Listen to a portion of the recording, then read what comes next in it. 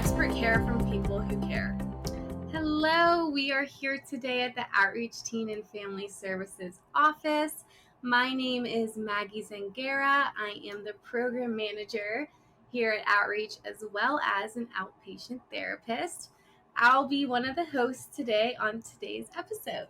Hi, I'm Kate. I am the other host of Teen Step In. So I've been a summer intern at Outreach this past summer. I'm also a rising high school senior at Lebanon High School, and I will be the host of Teen Step In for season 4. Yes, amazing. We are so happy to be here today with Brian Cuban. Thank you so much for joining us. Thanks for having me. Awesome. And where are you right now? I have lived in Dallas, Texas since 1986 after I finished law school at the University of Pittsburgh. Oh, nice. Go Pitt. That's right. Yeah. Or hail to Pitt. I went to Penn State undergrad, so I almost went with the we are. Well, thank you so much for being here today with us, Brian. We're so excited to learn more about your journey with mental health and really inspire our listeners who may be going through something similar or just navigating their own experiences through life. Okay, so to kick us off, we're going to start off with some fast 5 questions just as a little icebreaker. So the first one is takeout or dine out? Oh, dine out. Dine out for sure, preferably Mexican food. Oh my gosh, that sounds so good. I don't know.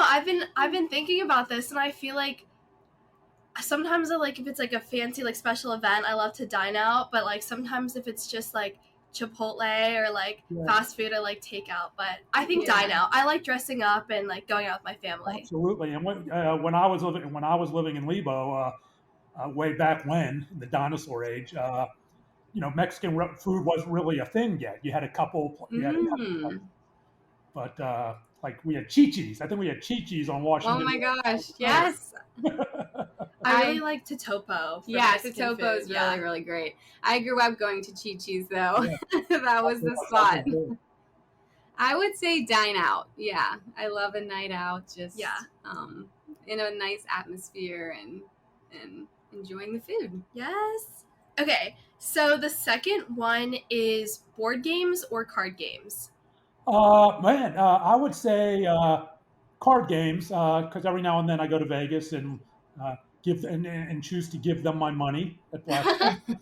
It's funny. We went. My wife and I went. I guess we went to New Orleans, and they have casinos there. So we sat down, and I said, "Okay, I'll just lose this amount of money," and it was gone in 2 minutes. And my wife, my gosh, what happened? I'm done. Let's go. Right. That's too funny. What about you, Maggie? This is tough. I really enjoy both.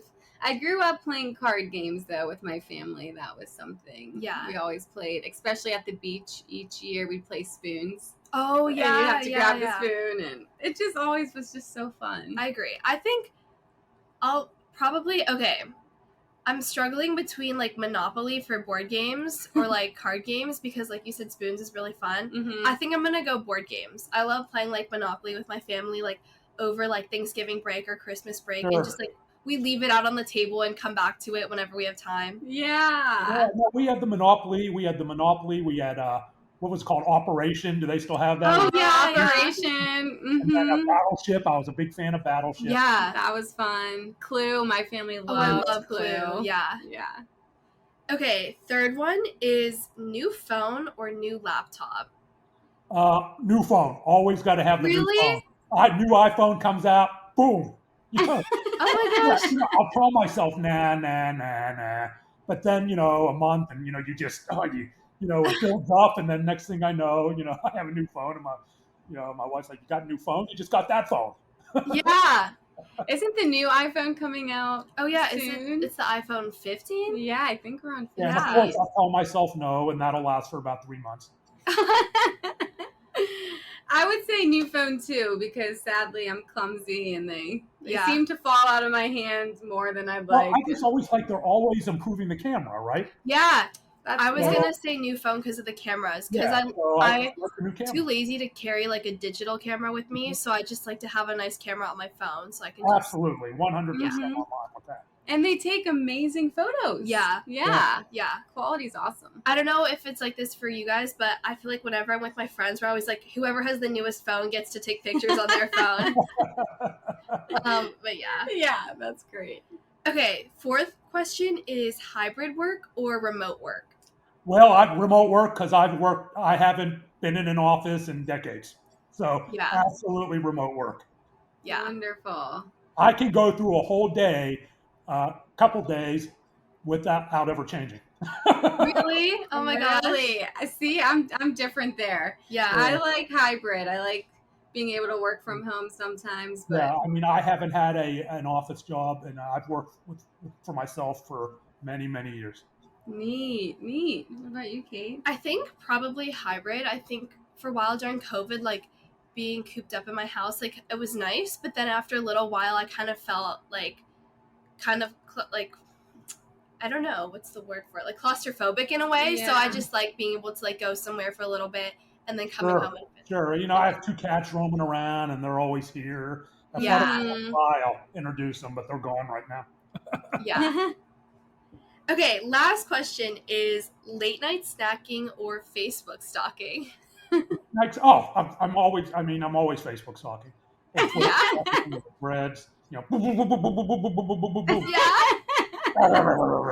I'm very vocal on social media. Yeah.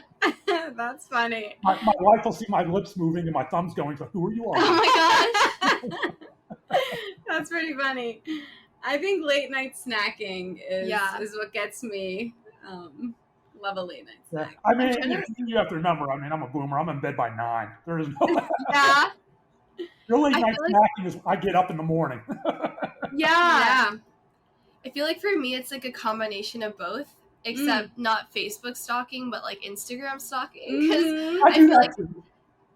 What was that? I Instagram stalk too. Oh yeah. Yeah, I feel like it's like me snacking as I'm stalking. Yes. Both. A combination of both. Yeah. Awesome. Well, we'd like to take a moment to express our gratitude to St. Clair Health. They've been our steadfast annual sponsor, supporting our podcast for 4 years now. All right, go St. Clair. They took care of my mother when she had cancer. I was born there. Go St. Clair. Go St. Clair. That's wonderful.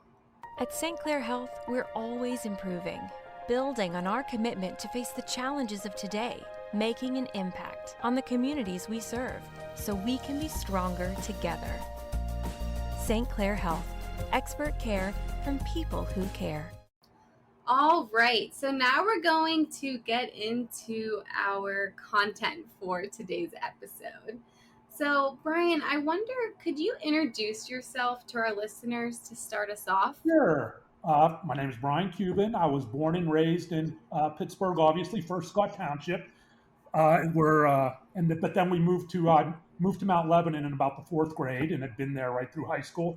Attended Mount Lebanon High School, as both my brothers did. I have a younger brother, Jeff, and then a very famous older brother, Mark, who I think has spoken at Mount Lebanon High School before once.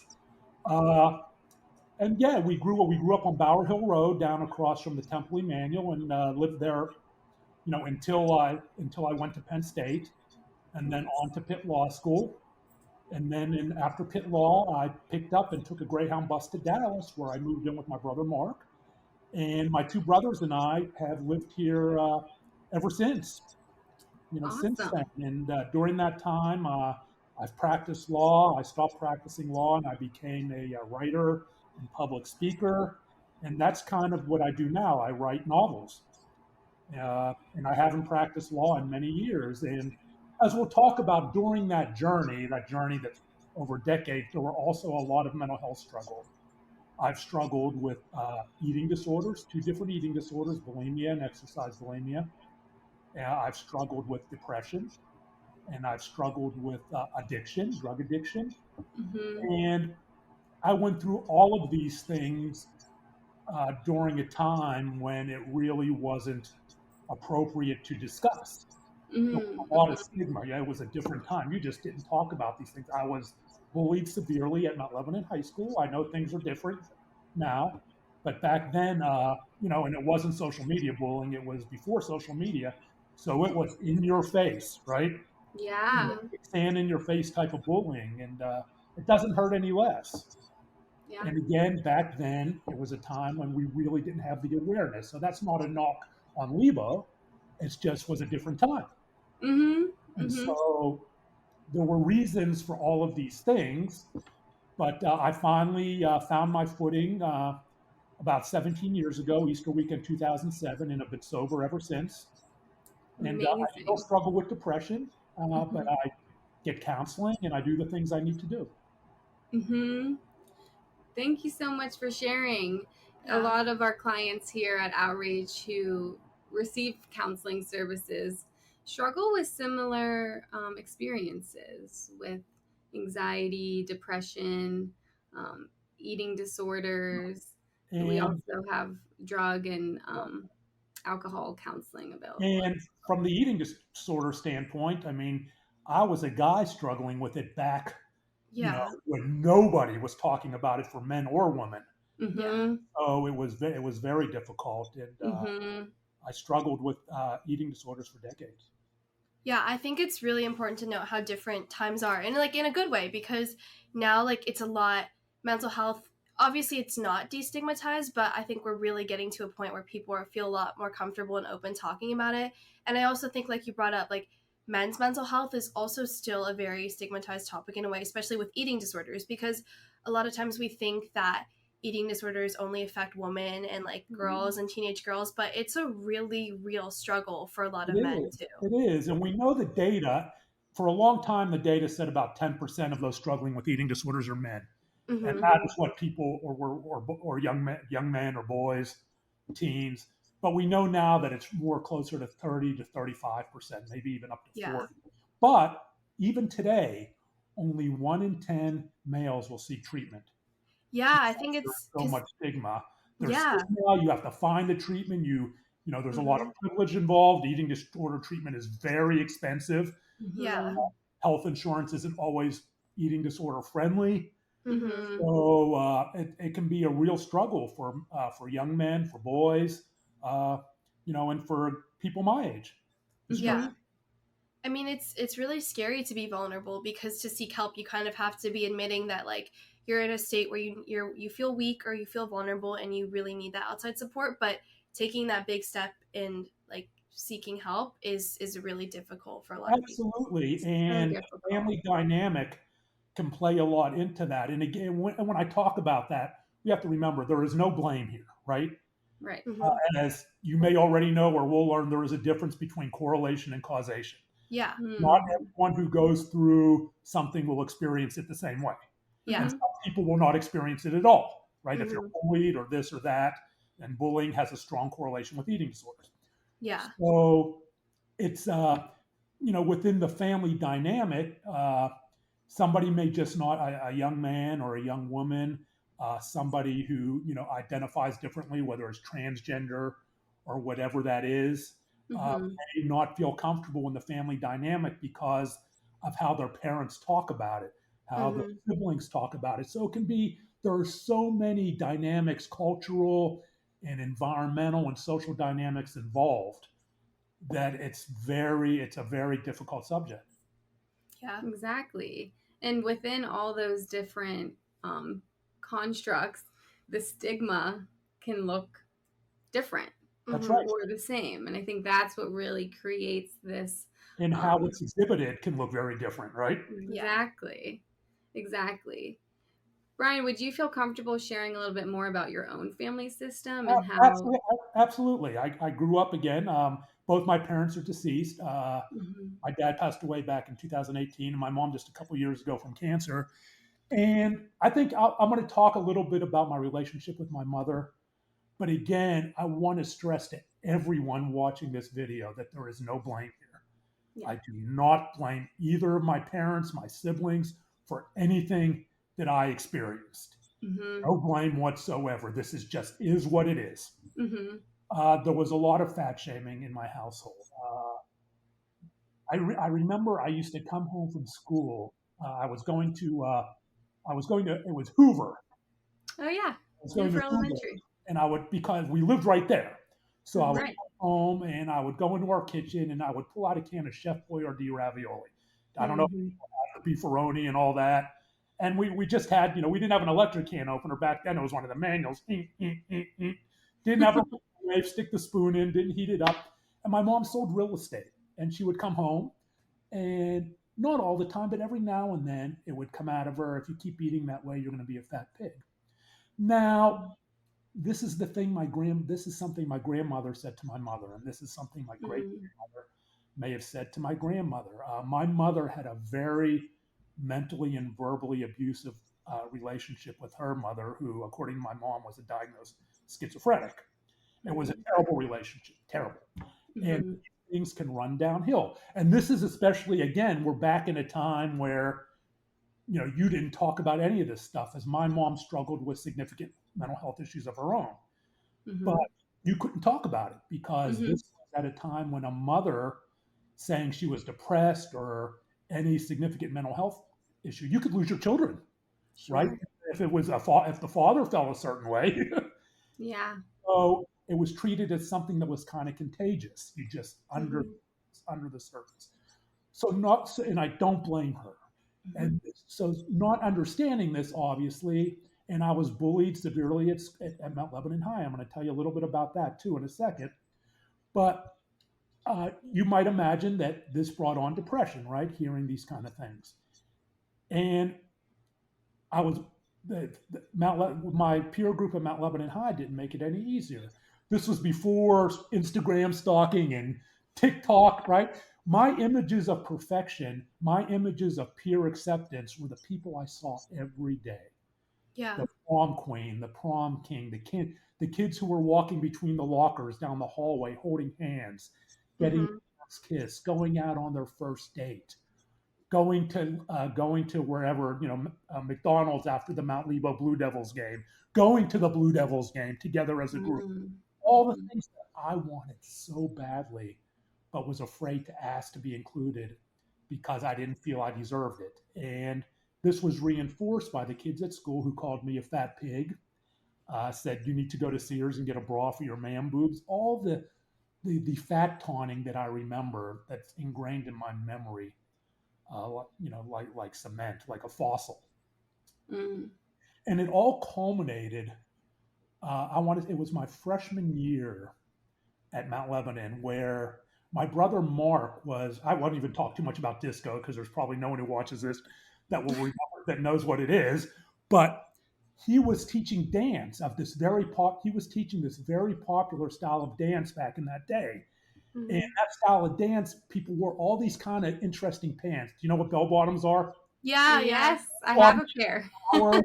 platform shoes that made him 5 inches taller. Yeah. Yeah. One day he came home and he came into my bedroom where I spent a lot of time because I isolated because I didn't think anyone wanted to be my friend. And I'm sorry if you can hear that in the background.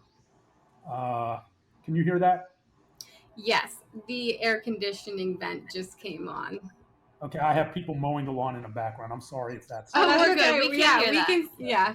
Okay. So he came home and he came into my bedroom and he was holding this shiny gold pair of pants, satin pants that were the kind again that were popular back to teach this style. Mhm. That was all the rage at that time. And he said, "Do you want them?" I said, "Sure." I mean, I love Mark, my older brother, and he was giving me these pants, and I decided I was going to wear them to school, even though Mark wasn't a big guy. I was obese. Mark wasn't a big guy. They fit him fine. I had to jump up and down, spray the water bottle. My butt looked like 15 cats trying to get out when I finally got them on. But I didn't. Yeah.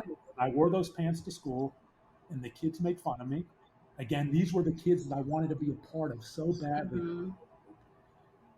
And I thought that if I just took it, like the sad clown, the self-deprecating clown, that one day it would be like a fraternity hazing, and they would say, "You're one of us now," right? But that's Mhm. not how bullying works. Not how it worked then, and not how it works now. And all you do is get more of it. One day, I'm walking home from school, from the high school, and it's about a mile walk or so from the high school to our house on Bower Hill Road. And we're on we had taken a different route, I remember, and we were on Bower Hill Road, and we're walking along. They're making fun of my shiny gold bell bottom pants. And then all of a sudden, one of the kids pulls at the zipper, which was already bulging out because the pants are tight, and it rips. Another kid said, "Ooh," and reached out and pulled it again and ripped it some more. So it ripped right down the zipper seam. And so you could see my underwear. And then these other kids all joined in and physically assaulted me. And they ripped off the pants, tore them into pieces, and threw it out onto Bower Hill Road, where the cars are zooming by, and they went on high-fiving like they had done the funniest thing ever.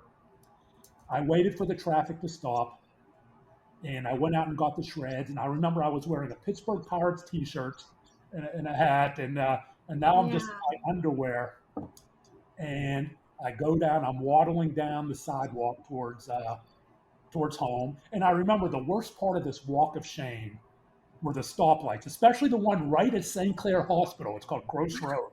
It seemed to last forever as I stood there in my underwear, waiting to cross with people looking, and no one said a word. And I finally got home, and I went down into our basement. The house was funeral quiet. Nobody was home. And I found a wastebasket and put those shreds at the bottom of the wastebasket, hoping it would hide my shame, hide my trauma, hide my embarrassment, and that I would never think about it again. But that's not how trauma works. Trauma remembers.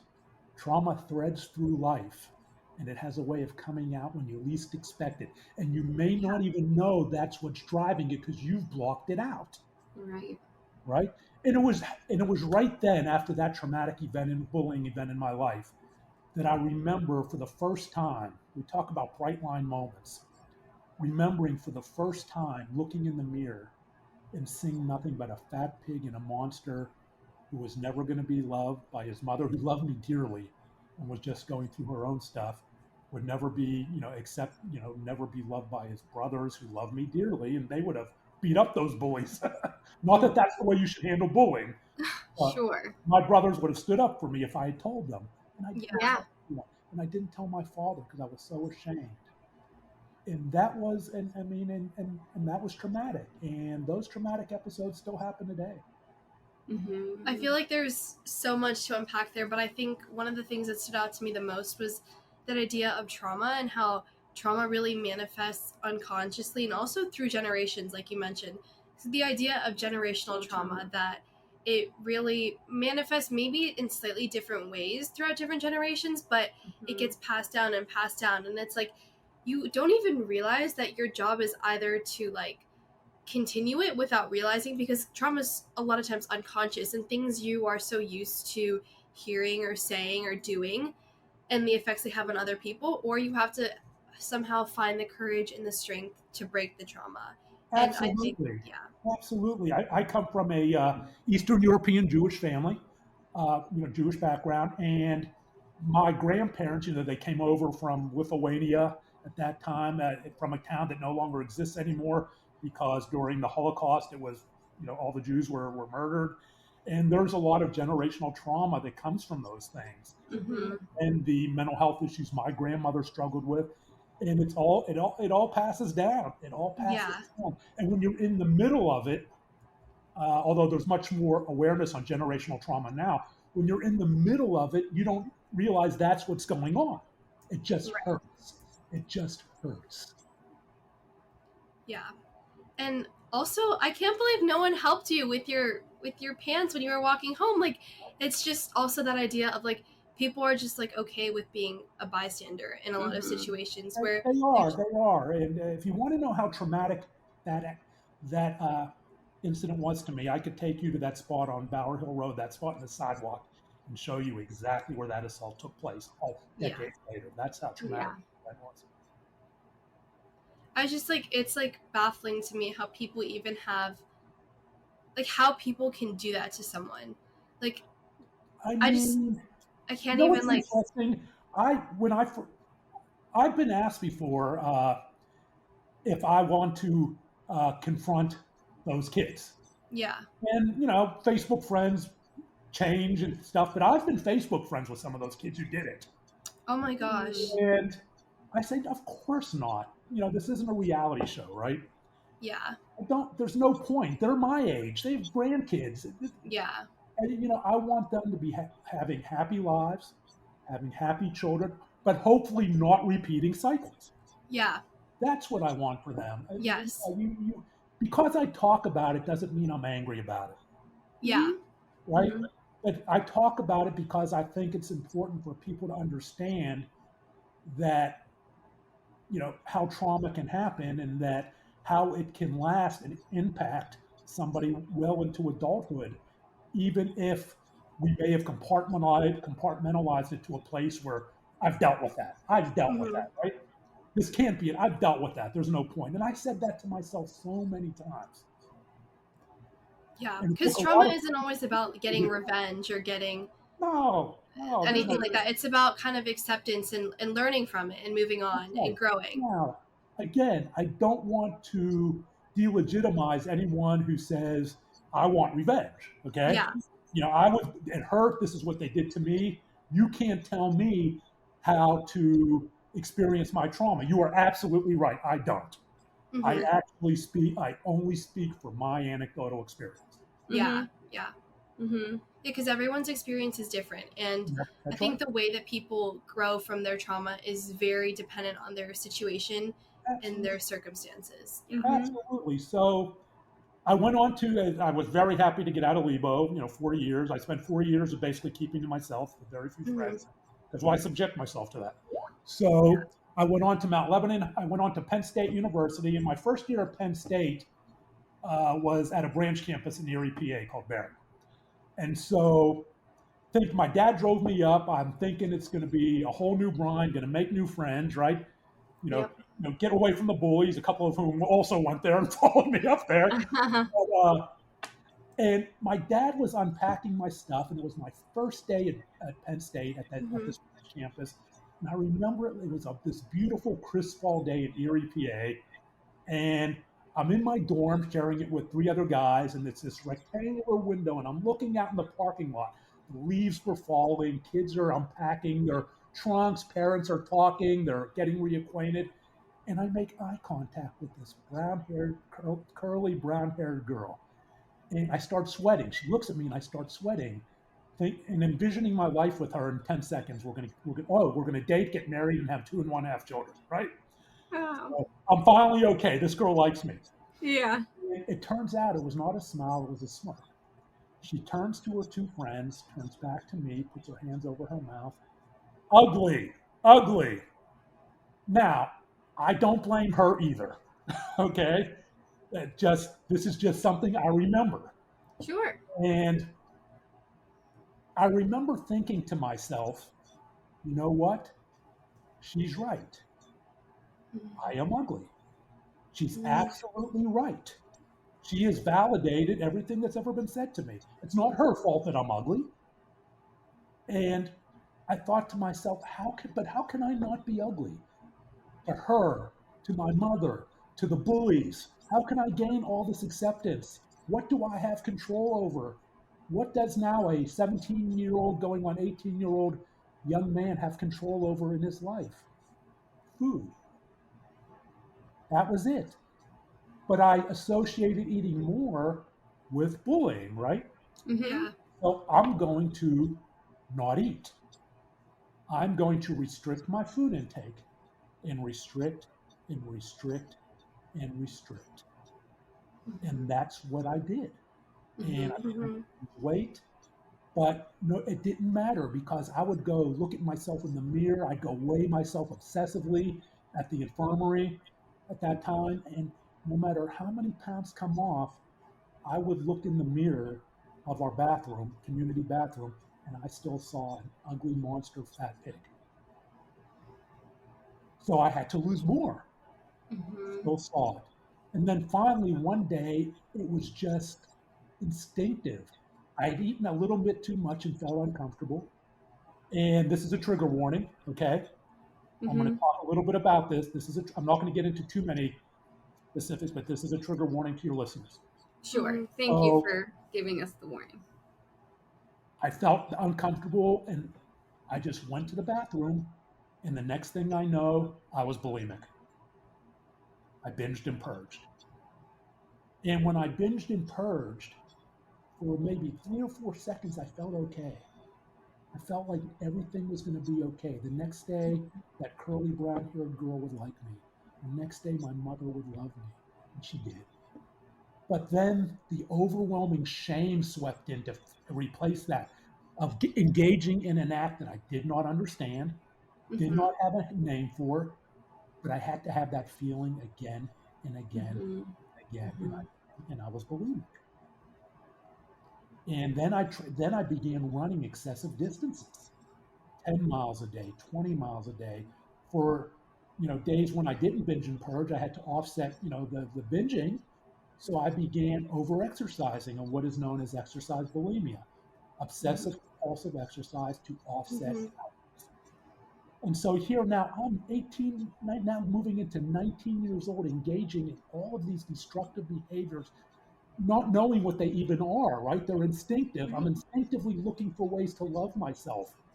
But everything I chose, every olive branch I took was, poison ivy.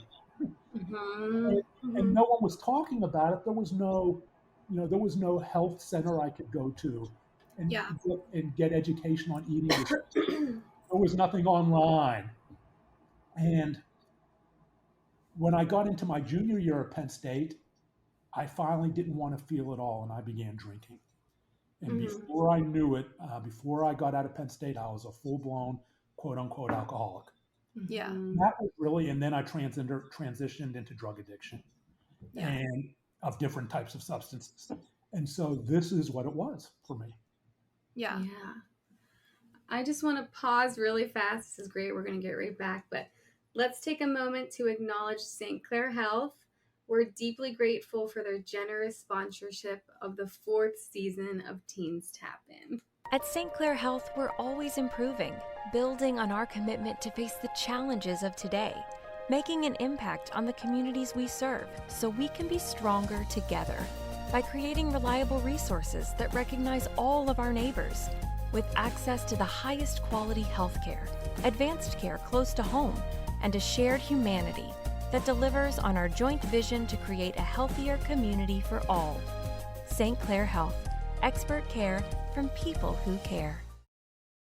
Okay, but getting back into it, I think, again, there's so much to unpack there. I think that with the idea of eating disorders, I think it's so much more than just not eating or restricting food intake, because it's this cycle of like not accepting yourself and your body. Mm-hmm. Because even as the weight is dropping and you look at the scale and the numbers going down and you're eating less, you're starving yourself, or you're binging and purging that horrible toxic cycle. But it's like you're never satisfied. And then it's like, when does it stop?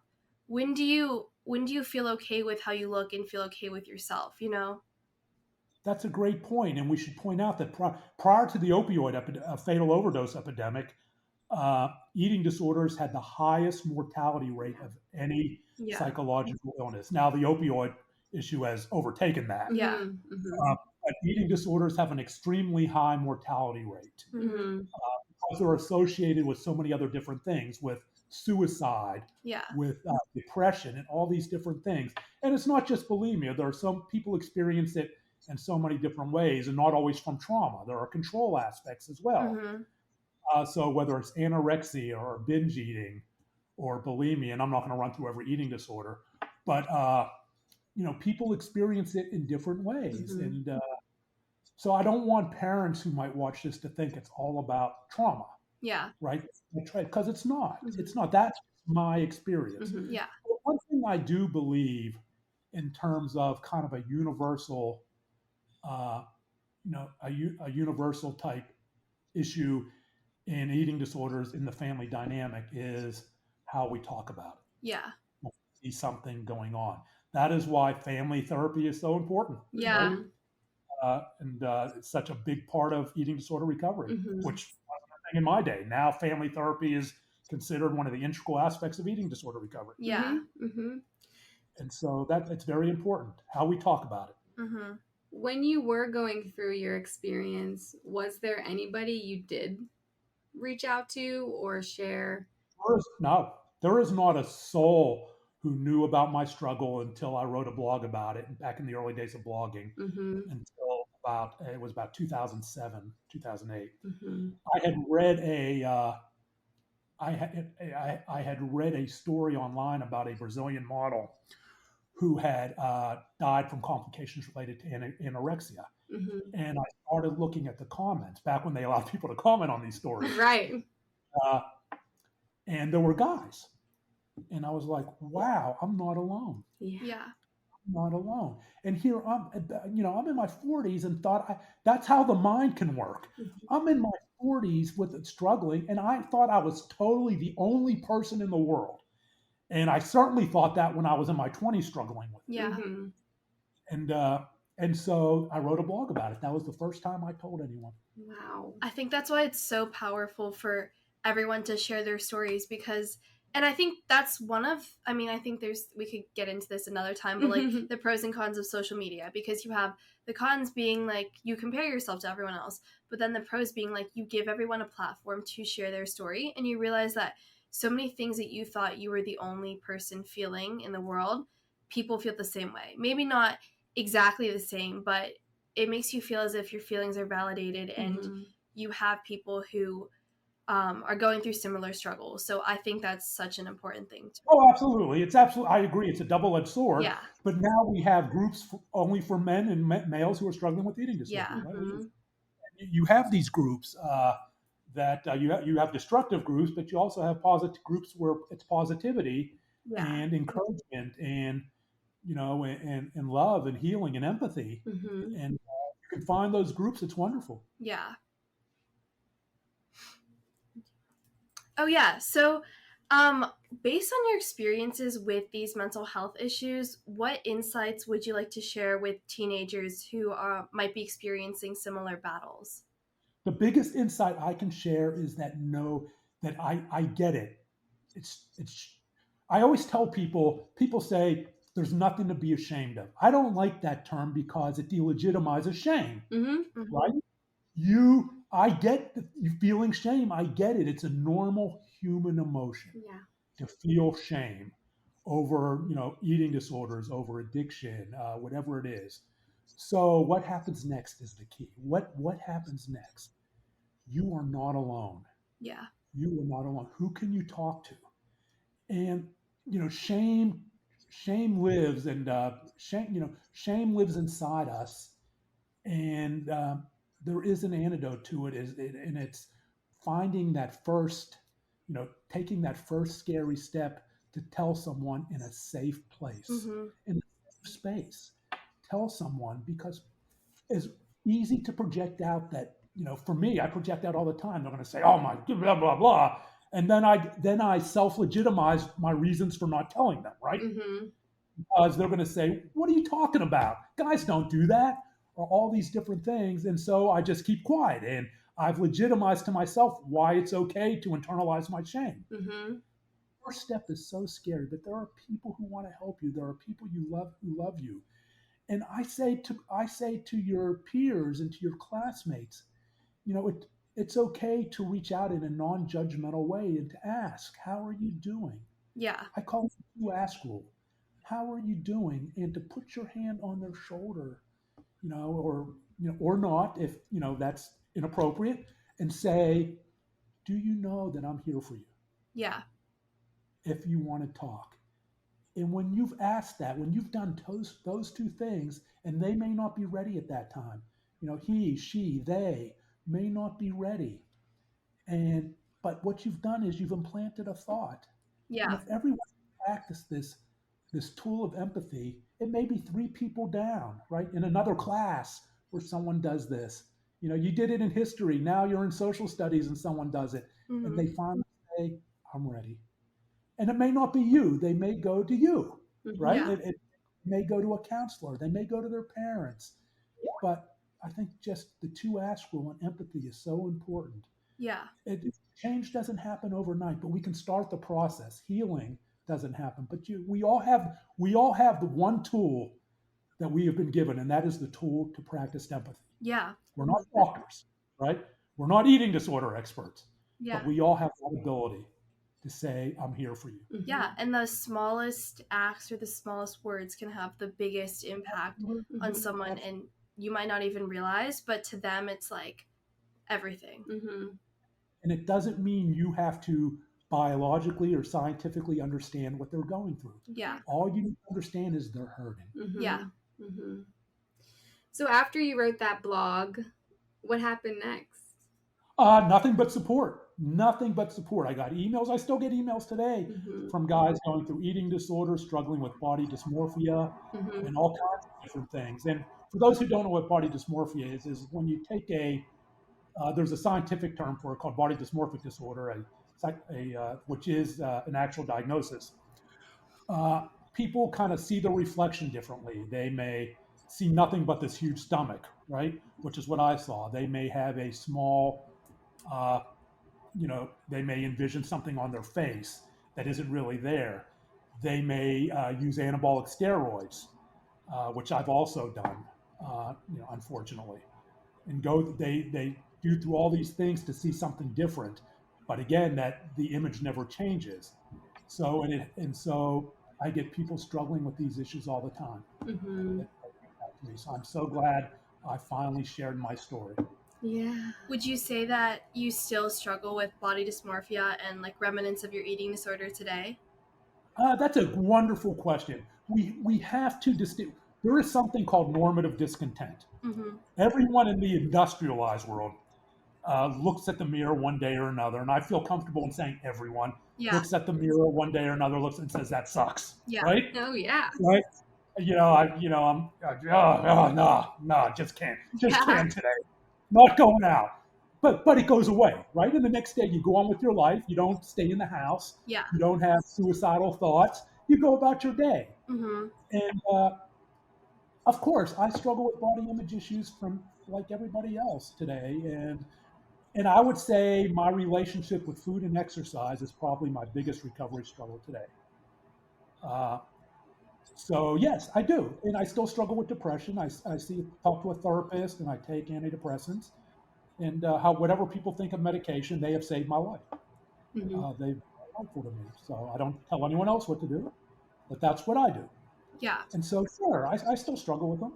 Yeah. I think it's not necessarily, I feel like these things never really go away, but it's like managing them and coping with them and learning to live with them and grow. Yeah. It's what's in your toolbox, right? Is it going to, okay, you said you looked in the mirror and, now are you going to not leave the house? Are you going to grow depressed? It's what's in your toolbox to, accept, commit, and move on. Yes, Mm-hmm. for sure. Mm-hmm. Given your experiences, Brian, and your journey, and we're all still on our journey, right? But for some people out there who may be listening who are really hurting or struggling, and maybe they don't have access right now to a counselor or to professional help, what are some things that you think we can all access in our toolkit? You just froze up for a little bit. Can you repeat that last part? Sure. What are some things that you believe we all have inside of us that can help with coping with our toolkit? We all have, everyone is resilient to some degree, right? Now, resilience, this resilience is something we're all born with. But we can all be taught, we can all have different levels of resilience, Mm-hmm. and resilience is something that actually be increased. It's why I hate when I see a blog the 10 habits of mentally strong people, right? Mm-hmm. Mm-hmm. What does that mean? If you don't have those habits, you're mentally weak? Mm-hmm. Nobody is mentally weak. We all just have different levels of resilience. Yeah. So I encourage anyone, if you're sitting in your room alone, your bedroom, or you're just saying, I just can't do this another day. I encourage you again, and there's no magic pill here, right? I can't, just listening to me, you're not going to suddenly say, oh, okay, I'm not depressed, or I'm not going to sit in my room. You know what? I'm going to backtrack, and I'm going to say, I'm not going to put this on the person who's struggling. Because I'm going to put this on the people in their zone. Pick up on what's going on. Listen. Speak up. Yeah. I love that. And because when you're in the middle of depression, and people say, well, get out and exercise, you're in the middle of depression. Well, I would do that if I wasn't in the middle of depression. First, I got to get out of bed. Yeah. Mm-hmm. And so it's not always like that. So me telling someone, take that step, Yeah. help them take that step.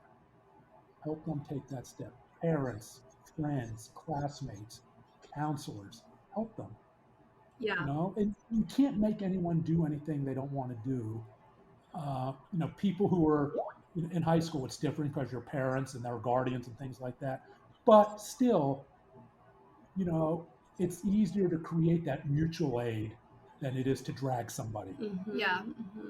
And I think with that idea of resilience, like seeing vulnerability as resilience in a way, because I think a lot of times people are scared to take that step to go seek help, but you are really showing resilience and you're showing courage because you're showing that you want to get better and you want to heal. So I think kind of changing your perspective in a way if you struggle to see yourself as resilient, because like you said, everyone is resilient. Sometimes we just have different levels of it, or sometimes it's just hidden beneath different qualities. Absolutely, and there are 5 stages of change, right? And the first one is just thinking about it, just thinking about it.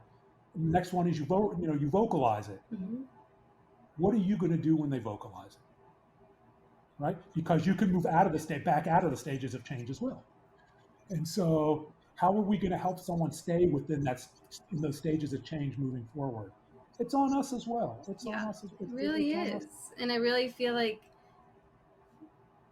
really listen to understand what someone is experiencing. That's right. Yeah. That's right. And hearing isn't always listening, right? Got to be an active listener. Got to be an active. And it's easy to be an active listener if you understand it and think about it. What I hear you saying is, and how you respond. What I hear you saying is you're struggling. So how can I help? Right? That's active listening. Well, to conclude, we want to express our gratitude to St. Clair Health, whose support makes this podcast possible. We invite you to listen to the following message from our sponsor. At St. Clair Health, we're always improving, building on our commitment to face the challenges of today, making an impact on the communities we serve, so we can be stronger together. St. Clair Health, expert care from people who care. And just for some few outreach updates and upcoming events, so we are still looking for a few members to join the OCC, which is the Outreach College Crew, before our first meeting. If you're between the ages of 18 and 25 and have a passion for mental wellness, consider applying today at the link on our website or reach out to Maggie Zangara. And we're super grateful to each and every one of you for tuning in and supporting our podcast. Brian, thank you so much again for being here with us today. Is there any way if our listeners want to reach out? Is there any way they can connect with you? Sure, you can reach me. I'm very accessible. I have a website at briancuban.com where you can contact me. And my email address is very easy, brian@briancuban.com. Okay, great. Wonderful. Brian with an I. Well, thank you so much again. And it was super amazing to meet you, even if it was only over the computer. All right. Thank you both. Thank you for everything you're doing. Yes, and thank you so much. All right, bye. Bye.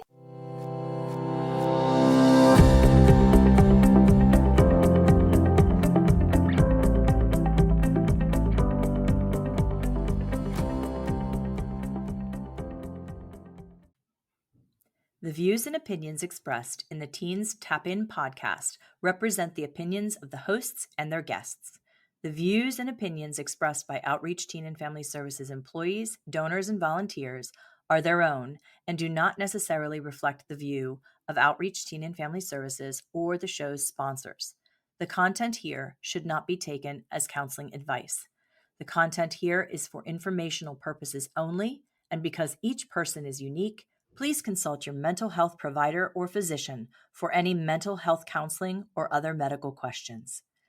The podcast should not be used in any legal capacity whatsoever, including, but not limited to, establishing a standard of care in a legal sense, or as a basis for expert witness testimony. No guarantee is given regarding the accuracy of any statements or opinions made on the podcast. If you find any error in any of the content of the podcast, please contact us at podcasts@outreachteen.org. Outreach Teen and Family Services, its sponsors, donors, and partners, expressly disclaim any and all liability or responsibility for any direct, indirect, incidental, special, consequential, or other damages whatsoever arising out of any individual's use of, reference to, reliance on, or inability to use this podcast or the information presented in this podcast. Please go to www.outreachteen.org to see the complete notice and disclaimer for the podcast episodes.